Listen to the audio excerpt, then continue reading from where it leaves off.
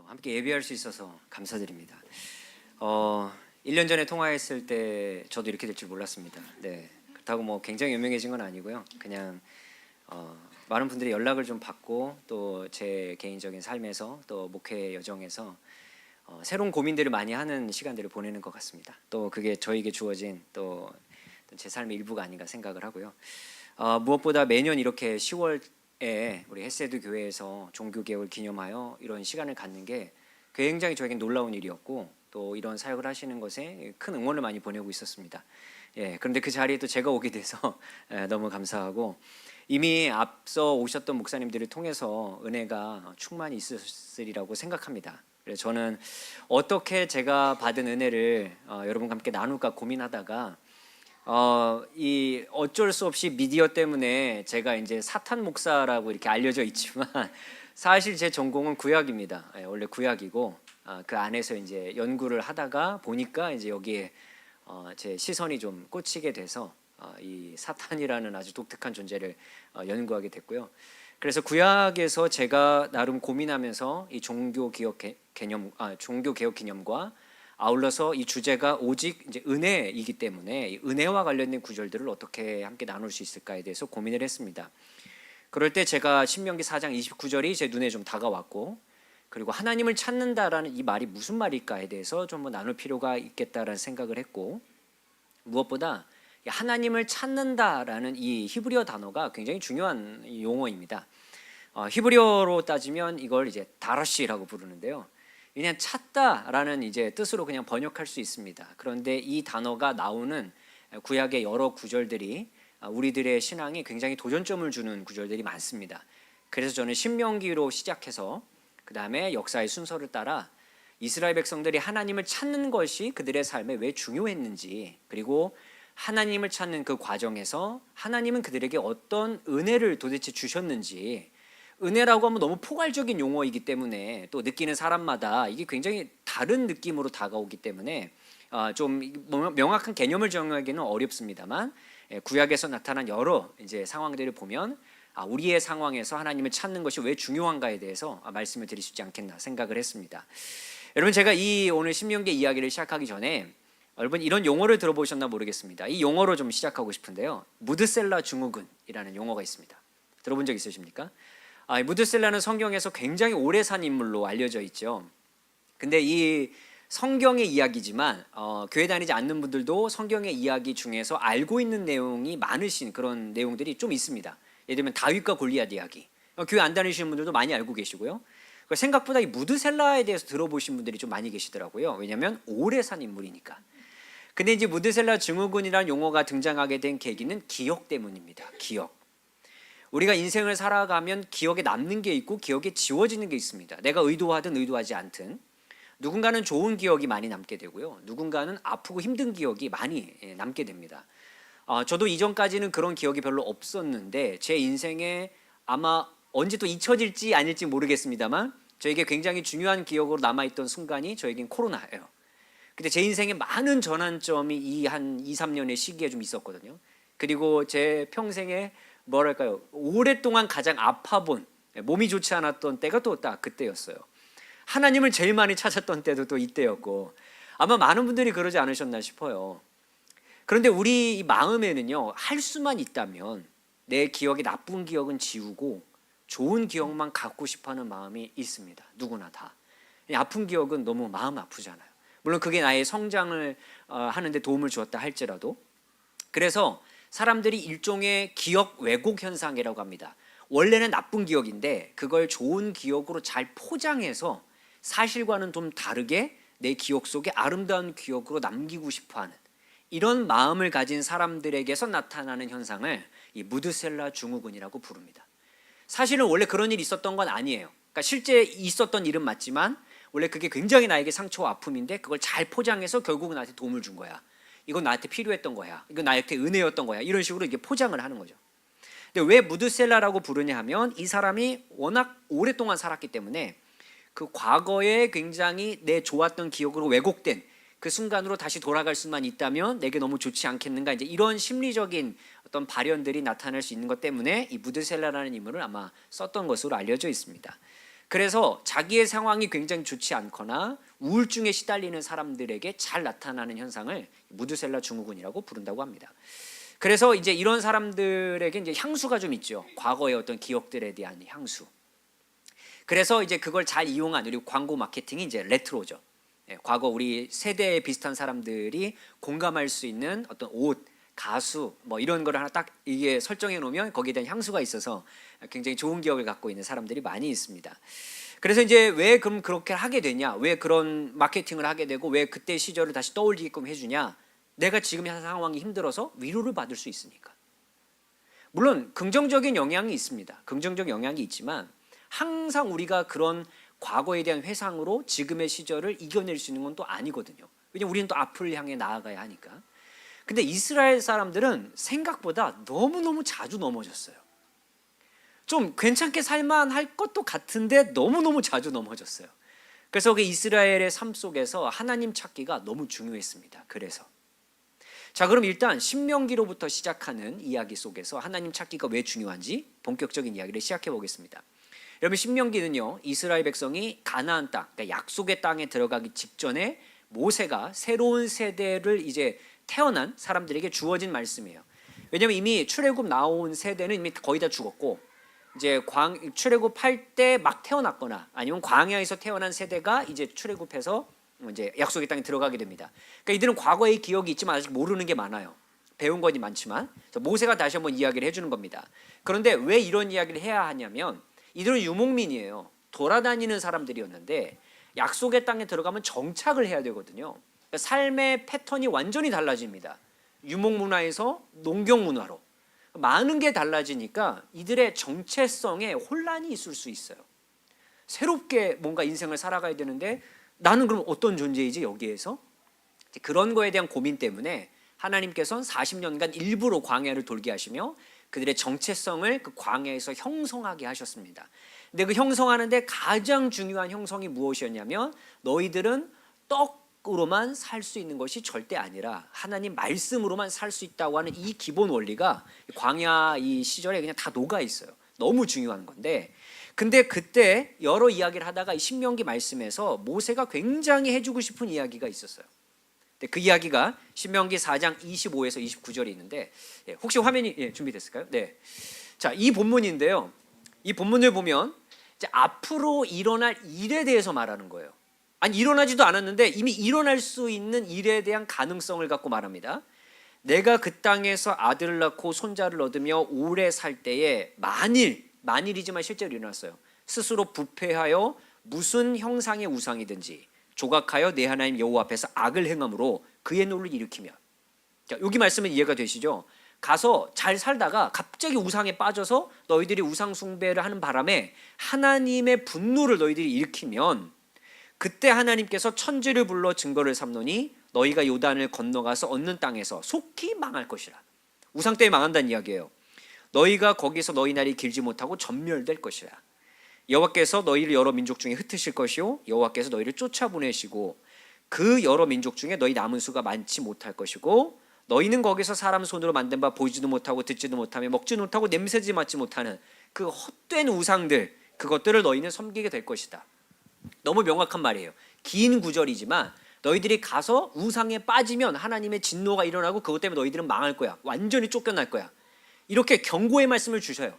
이건 당연한 결과입니다. 정의의 하나님의 입장에선. 그런데 거기서 말씀이 끝나지 않고 29절 그러나 내가 거기서 내 하나님 여호와를 찾게 되리니 만일 마음을 다하고 뜻을 다하여 그를 찾으면 만나리라.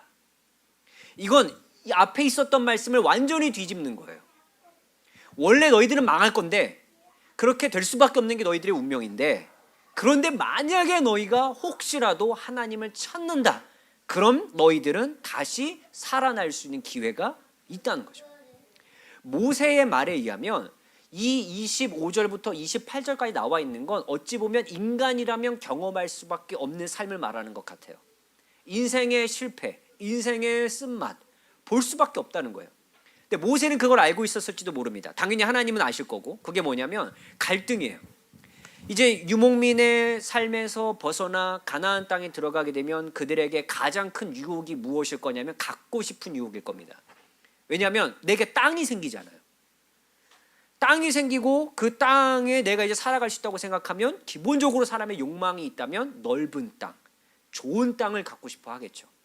하나님은 그걸 다 아셨기 때문에 미리부터 12지파에 따른 제비뽑기를 통해서 이미 땅 분배를 다 알아서 하셨어요. 그런 인간의 욕심을 너무 잘 아시니까. 문제는 우상이에요. 농경 문화 때문에 그들이 만들어낸 우상, 가나안 사람들이 섬기던. 근데 그게 보기에 너무 좋아 보일 거라는 겁니다. 이스라엘이 보기에. 왜냐하면 눈에 딱 보이니까. 얼마나 좋습니까? 하나님은 보이시지도 않으니까 우리 답답할 때가 뭐 한두 번입니까? 너무 우리는 힘들게 사실 신앙생활 하는데 눈에 딱 보여요. 너무 딱 보여요. 그런데 신전이 멋지게 딱 지어져 있어요. 그 형상이 있어요. 얼마나 좋아요. 얼마나 좋습니까? 그런데 거기에 마음을 뺏길 거라는 걸 분명히 하나님은 아시고 모세를 통해 말씀하셨을 거예요. 그래서 그들은 분명히 넘어질 거예요. 이스라엘은. 그런데 문제는 넘어질 수 있는데, 당연히 그럴 수 있는데 너희들이 거기에서 살아날 수 있는 방법, 바로 하나님을 찾는 거예요. 하나님을 찾으면 산다는 이야기예요. 근데 문제는, 이 본문의 가장 큰 문제는 어떻게 하나님을 찾는 건데요? 라는 방법이 없어요. 뭐 예배를 드리라는 거예요? 아니면 뭐 모여서 찬양을 하라는 거예요? 아니면 뭐 금식을 하라는 거예요? 이런 구체적인 명령은 없어요. 그냥 하나님을 찾는 거예요. 그런데 하나님을 찾는다는 이 말이 구약 성경 많은 본문에 어떤 일들과 연결되어 있나를 생각해 볼 때 단순히 예배드리고 가서 찬양하고 금식하고 이 정도가 아니었습니다. 구약 성경에서 하나님을 찾는다라는 의미는 뭐와 연관이 깊냐면 내가 이쪽으로 가던 삶에서 돌이키는 거예요. 그냥 단순히 제의적인 열심, 그러니까 뭐 새벽 예배 열심히 나오고 뭐 수요 예배 열심히 나오고 금요일에 빠지지 않고, 예를 들면 이런 정도가 아니라 내 삶을 하나님과 전혀 상관없는 방향을 향해서 가고 있다가 돌이키는 거예요. 하나님이 계신 쪽을 향하여. 그걸 구약에서는 하나님을 찾는다라고 이야기를 합니다. 자, 그런데 저는 이 신명기 자체에서 굉장히 큰 은혜를 먼저 주어지고 정체성이 시작된다라고 생각해요. 왜냐하면 살 수 있는 방법을 마련해 주시잖아요. 그냥 너희들이 이렇게 하면 망해 이러면 제가 볼 때 하나님 입장에서 굉장히 편할 거예요. 그냥 행하는 대로 그냥 행하시면 되니까. 물론 제 입장일 수 있습니다. 말 안 들으면 그냥 이러면 너무 편할 텐데 저걸 또 살려? 저걸 또 구해? 또 말을 안 들을 수 있잖아요. 근데 또 살려? 이미 노아 때 한번 그런 일이 있었고 수없이 그런 일이 있었는데 저걸 또 살려? 제 입장에서는 그럴 것 같은데 하나님은 안 그러셨나 봐요. 너네 항상 그 유혹에 노출해 있는데, 그래서 그것 때문에 넘어질 수 있는데 괜찮아. 그래도 너희들이 하나님을 찾으면 살 수 있어. 원래 심판이 마땅한 인간의 삶에 살 수 있는 길을 열어주셨다. 이 자체가 저는 은혜라고 생각합니다. 오직 은혜이죠. 무엇으로 사실 이것을 설명할 수 있겠습니까? 살 수 있는 길을 열어주시는 것. 이스라엘은 이 정체성을 갖고 약속의 땅으로 들어간 거예요. 아, 우리가 너무 약해서 넘어질 수 있겠구나. 근데 하나님을 찾으면 살 수 있다라고 하는 이 아주 중요한 말씀을 갖고 우리는 이럴 때 넘어지더라도 하나님을 찾는 정체성을 가지고 그 땅에서 살아가야 한다. 이걸 명확하게 모세는 심어준 거예요. 근데 우리들에게도 너무 중요한 정체성 아니겠습니까? 우리가 신앙생활 열심히 한다고 안 넘어지겠습니까? 예를 들면 우리 뭐 목회자들이라고 안 넘어지고 늘 성령 충만하게 살아가겠습니까? 아니요. 저는 그렇지 않다고 생각합니다. 물론 화재원 목사님은 저보다는 다르실 거예요. 저는 맨날 넘어지거든요. 아마 저분은 이틀에 한 번 정도 넘어지지 않을까. 예. 저는 매일 넘어지는데 당연히 그러실 거라 생각해요. 근데 우리 넘어질 수밖에 없어요. 근데 하나님을 보면 산다. 이건 어디서도 찾을 수 없는 너무 큰 은혜라고 생각해요. 근데 이게 우리가 알아야 될 정체성이에요. 무조건적인 하나님의 은혜가 주어진다. 우리 당연히 믿죠. 근데 찾아야 돼요. 그래야 그 은혜를 발견할 수가 있어요. 우리의 삶에 주어진 그 은혜들 말입니다. 그런데 이 정체성을 가지고 이제 이스라엘 약속의 땅에 들어갔으면 저들이 이제 넘어질 때마다 하나님을 찾겠지라고 예상을 우리가 하겠지만 그러지 못했어요. 이스라엘은 들어갈 때부터 계속 넘어지는 거예요. 여호수아 그 시대 때도 그냥 주장창 넘어지고 사사 시대 때 뭐 난리가 났죠. 사무엘 시대 때도 계속 난리가 났어요. 심지어 다윗도 난리가 났어요. 그래서 다윗이 말년에 거의 죽기 직전에 자기 아들 솔로몬을 이제 이어서 왕으로 세우고 그가 솔로몬에게 꼭 부탁하는 말이 있어요. 그 말이 역대상에 기록이 되어 있습니다. 28장 9절을 보니까요. 내 아들 솔로몬아, 너는 내 아버지의 하나님을 알고 온전한 마음과 기쁜 뜻으로 섬겨라. 여호와께서는 모든 마음을 감찰하사 내 모든 의도를 아시니 내가 만일 그를 찾으면 만날 것이요 만일 내가 그를 버리면 그가 너를 영원히 버리시리라. 다윗이 일생을 살아가며 굉장히 많이 넘어졌잖아요. 그리고 뭐 가족의 문제도 엄청나게 많았고요. 정말 힘겨운 인생을 살았던 사람이에요. 근데 그가 인생을 쭉 살아보고 자기 아들을 위해서 해줄 수 있는 말이 무엇인가 자세히 보니까 하나님을 찾으면 만난다라는 이 정말 중요한 원리예요. 근데 이 말 이전에 또 하나의 문장이 굉장히 중요해요. 여호와께서는 모든 마음을 감찰하사 모든 의도를 아신다. 그러니까 지금 어떤 마음으로 네가 하나님을 찾는지 하나님 다 아신다는 이야기예요. 단순히 이 위기를 모면하기 위해서 그냥 잠깐 와 있는 건지 뭐 그냥 지금 필요해서 찾는 건지 그리고 마치 그 무당을 찾듯이 그냥 오는 건지 안 친다는 거예요. 하나님은. 물론 그런 마음도 불쌍히 여겨주시겠죠. 당연히. 하지만 그 다음 말 내가 만일 그를 찾으면 만나리니. 근데 그 이전에 또 무슨 말을 좀 더하고 있습니까? 온전한 마음과 깊은 뜻으로. 하나님을 그렇게 찾는 게 너무 중요하다는 걸 다윗이 이야기해주고 있어요. 아마 이 마지막 때 하는 이야기니까 자기 진심이 굉장히 많이 담긴 말 아니겠습니까? 거의 유언가두 같은 말이었기 때문에. 그래서 다윗이 발견한 제가 생각할 때 정말 중요한 신앙 중에 하나는 하나님을 찾는 거다. 어떤 순간에든. 근데 여기서 바로 하나님을 찾다라는 말과 신명기에서 하나님을 찾다라는 이 히브리어가 동일한 용어인 거예요. 동일한 용어. 자, 그럼 이제 솔로몬이 하나님을 찾았을까요? 그랬을 것 같긴 해요. 초반에만. 근데 너무 빨리 넘어져요. 너무 빨리 넘어지고 또 난리가 납니다. 그랬더니 나라가 분열되고요. 그 뒤로 또 난리가 나요. 그리고 수백 년의 세월 동안 하나님은 예언자들을 계속 보내세요. 정신 차리라고. 근데 이스라엘이 잘 못 돌아와요. 못 돌아와요.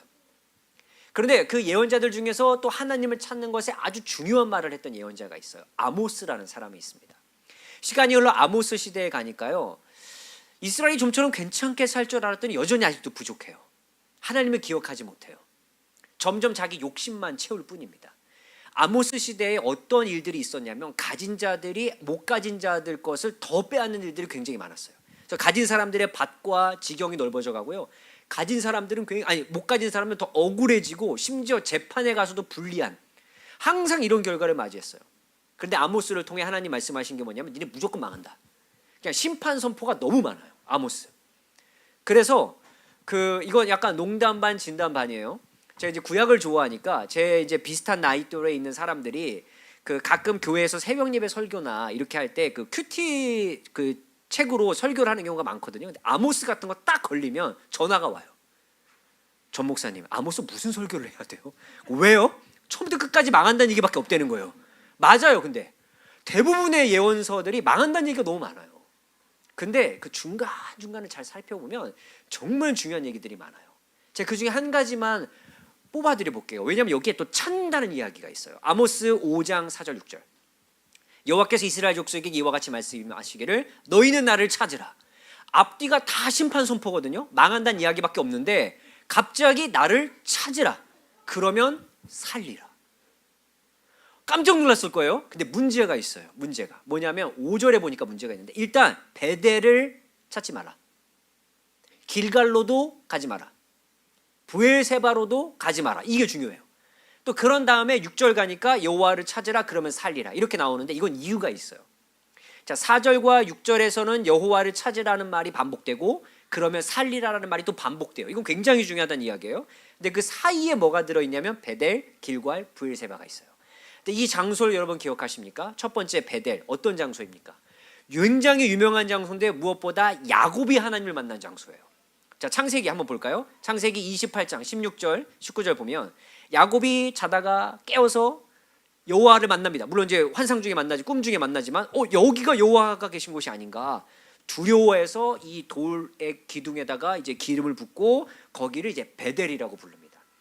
베델은 우리에게 고유 명사이지만 벳엘은 원래 베이트와 엘이라는 두 가지가 합쳐진 말이에요. 그래서 하나님의 집이라고 이제 번역할 수 있는 말입니다.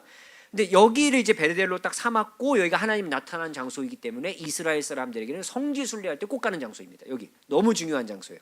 근데 거길 가지 말래요. 하나님은. 중요한 장소인데. 두 번째, 길갈은 어디입니까?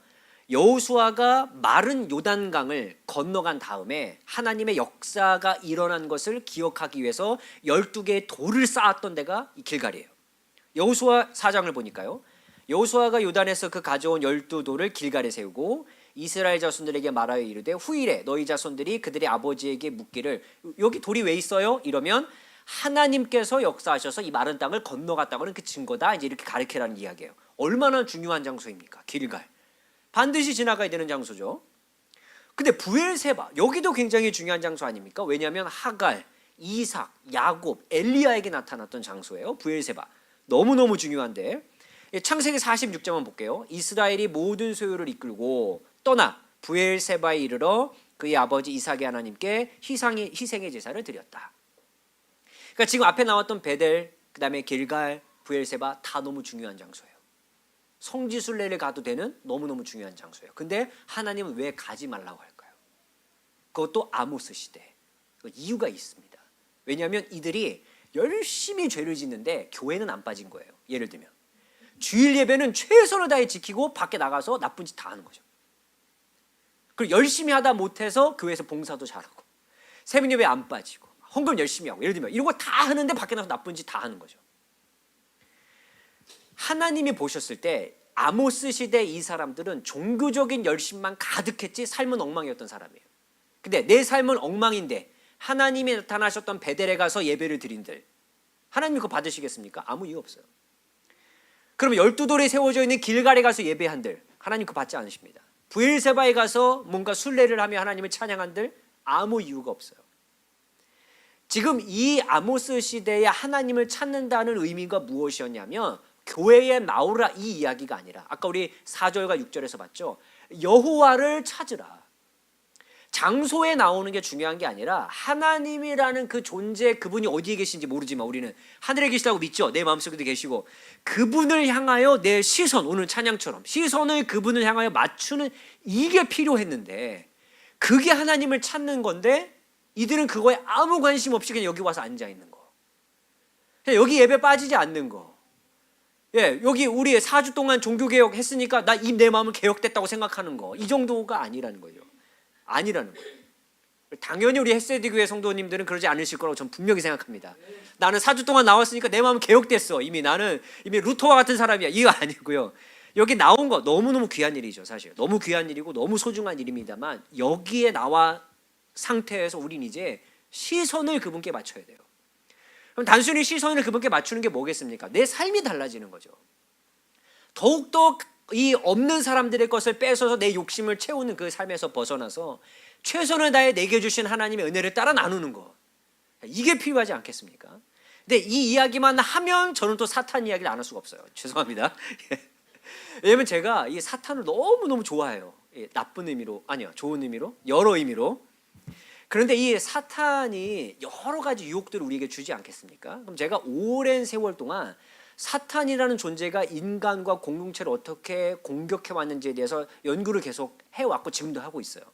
그런데 제가 그 고민 속에서 어떤 생각을 하나 한 게 있냐면 왜 우리 기독교인들 중에서 물론 안 그런 사람도 많겠지만 기독교인들 중에서 왜 그렇게 다른 사람들에게 나누고 뭔가 내 것을 내어주는 것을 왜 이렇게 인색해 할까? 왜 그런 사람들이 왜 많을까? 그리고 우리조차도 왜 그게 힘들까? 곰곰이 생각을 해보니까 이게 사탄이 공격하는 아주 중요한 어떤 공격 지점 중에 하나인데 그게 뭐냐면요. 내게 현재 주어진 거, 내가 가지고 있는 거, 내가 누리고 있는 이 모든 것이 나의 노력으로 이루어졌다라고 생각해요. 그럼 이거 아까워서 내 손을 펴지 못합니다.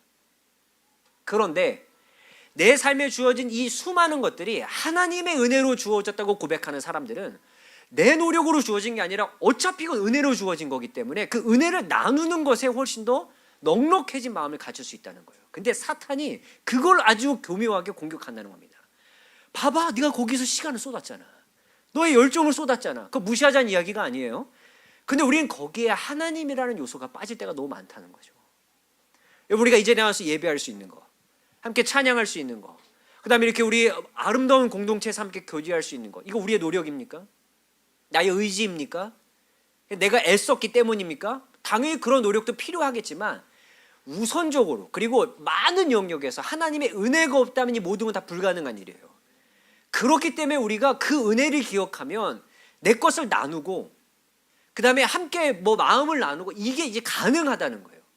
그래야 예수님이 내게 주신 말씀을 따라 조금이라도 살아갈 수 있는데 내가 이루었지, 내가 했지, 내 노력으로 이루어진 성과지 이렇게 시작하면 이게 쉽지 않다는 겁니다. 만약 우리 헷세드 교회가 당연히 신앙의 부흥과 더불어서 양적으로 질적으로 더 만약에 부흥하고 성장해서 사람들이 더 많아지기 시작했다. 그럴 때 만약에 우리 허재현 목사님이 내가 개척할 때부터 지금까지 그냥 밤낮으로 기도하고 노력했던 이거를 계속 설교 시간에 말씀하신다. 그럼 기도를 많이 해주세요. 예, 그럼 주의 은혜가 필요한 때입니다. 그때는. 그게 아니죠. 물론 그런 목사님의 애쓰는 노력과 기도가 제가 무시하자는 이야기가 아니라 전반적으로 하나님의 은혜가 없으면 그런 건 일어날 수가 없어요. 일어날 수가 없어요. 만약에 그것이 우리의 노력과 우리 헷세드 공동체의 노력으로만 이루어졌다면 정말 인간만 모인 공동체가 될 거예요. 은혜도 없이 사랑도 없이 그냥 사람만 많은 교회. 얼마나 은혜가 없습니까? 메말라 있고. 근데 사람이 많고 적고를 떠나서 은혜로 그냥 모여있는 공동체, 하나님의 사랑으로 모이는 공동체라면 이 숫자와 상관없이 서로 만나고 함께 축복하고 기도해주고 이럴 때마다 이 안에 얼마나 하나님의 은혜가 있겠어요.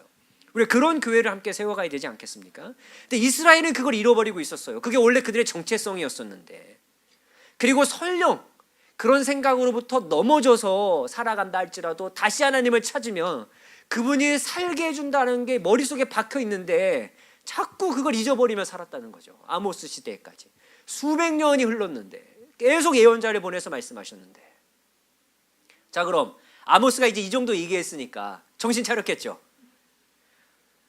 그러면 너무 좋을 텐데 또 넘어져요. 또 넘어져 도대체. 근데 이게 저도 성경을 볼 때마다 야 진짜 이 정도면 너무한 거 아니야 싶은데 나랑 비슷한 것 같기도 하고 네, 저도 그런 것 같기도 하고 싶어요.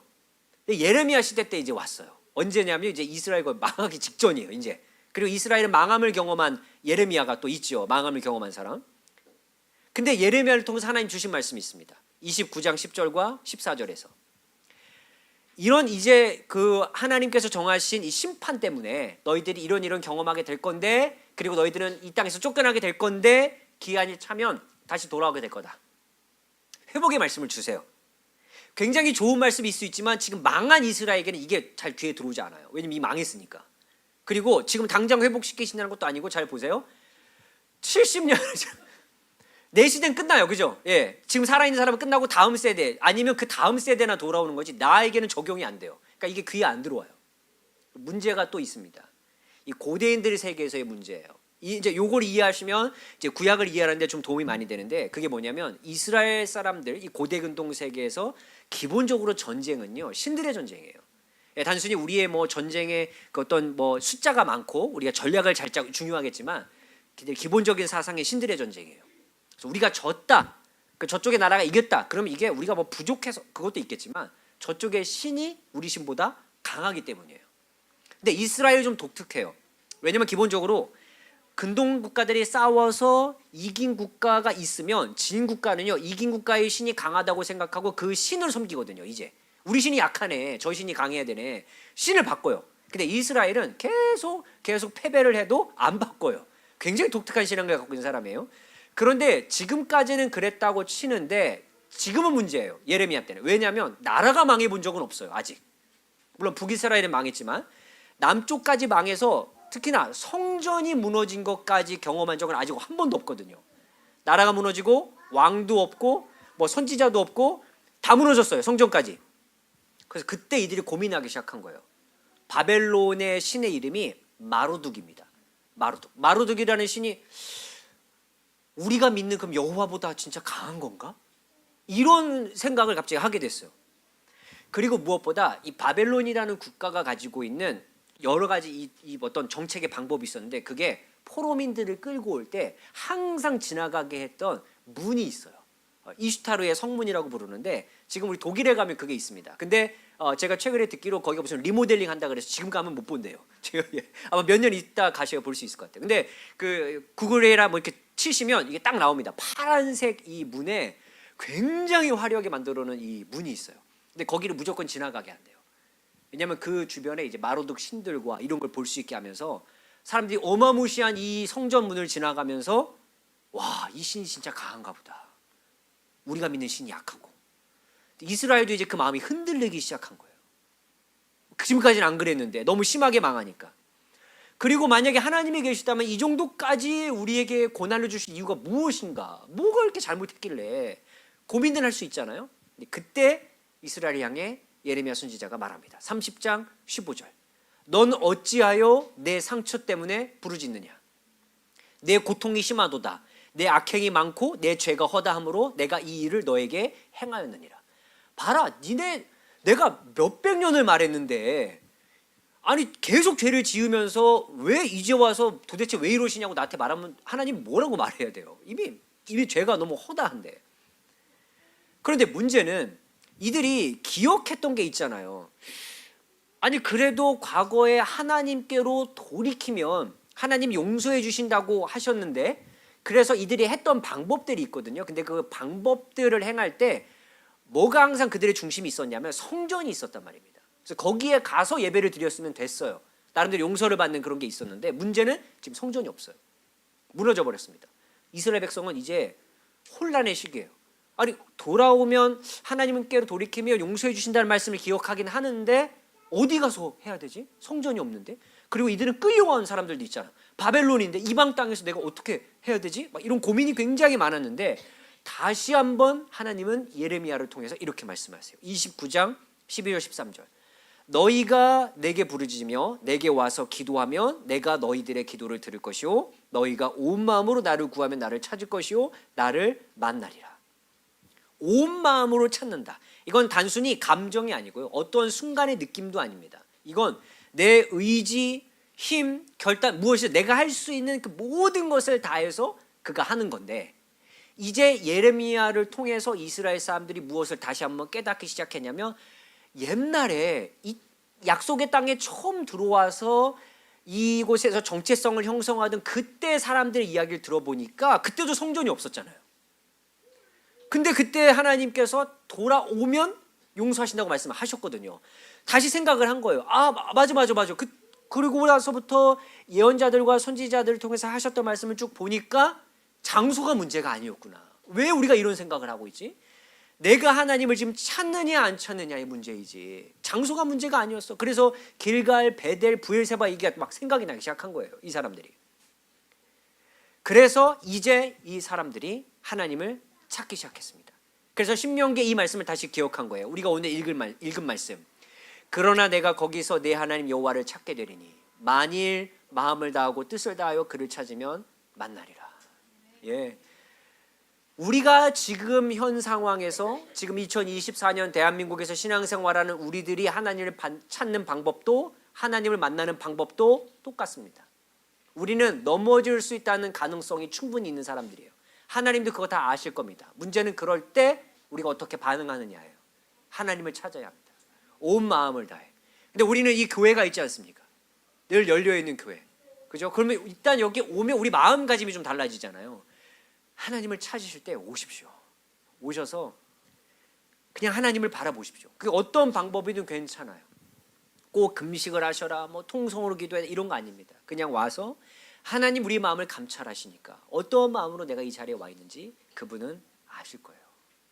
그런데 이 마음을 아는 게 우리에게 중요해요. 단순히 어려움을 겪을 때 우리가 하나님을 찾는 건 이건 그냥 도움을 위한 기도일 텐데 평소에 우리가 하나님을 찾는 방법이 또 필요하지 않겠습니까? 그러니까 어려움이 있을 때만 아니고 언제 그 우리가 하나님을 찾는 방법을 우리 스스로 터득하고 그렇게 살아갈 수 있겠는가? 저는 이게 구약 전체에서 가장 중요한 주제라고 생각하는데 저는 그걸 지금의 기독교인들은 그걸 여러분은 죄인입니다 라고 표현하는 것 같은데 저는 그걸 구약의 언어로 좀 바꿔볼게요. 구약의 언어로는 이 말을 어떻게 많이 표현하냐면 저와 여러분 우리 모든 인간은요 흙의 먼지로부터 창조된 존재입니다. 그 말이 무슨 말이냐면 우리는 존재 자체가 하나님의 은혜 없이는 살 수 없다는 이야기예요. 여러분 예레미야 애가를 보면요 이런 본문이 있어요. 이미 고난을 당했습니다. 무너져 버렸어요. 눈물의 선지자인 예레미야가 울며 부른 노래가 애가이지 않습니까? 거기 보면 이런 본문이 있어요. 너의 입술을 땅에 흙에 댈지어다. 왜 고난을 당하는 사람에게 흙을 퍼서 이걸 입에 대라 그래요? 이거 말도 안 되잖아요 이게. 근데 그 의도가 있어요. 그게 뭐냐면 이 손을 떠서 흙을 보면 그 내 존재예요. 내가 창조된 물질. 이걸 보면 내 존재가 누구인지를 알게 되죠. 아, 나 원래 여기서부터 왔으니까. 하나님의 은혜 없이는 원래 살 수 없는 존재였지. 여기서부터 시작하는 거예요, 구약은요.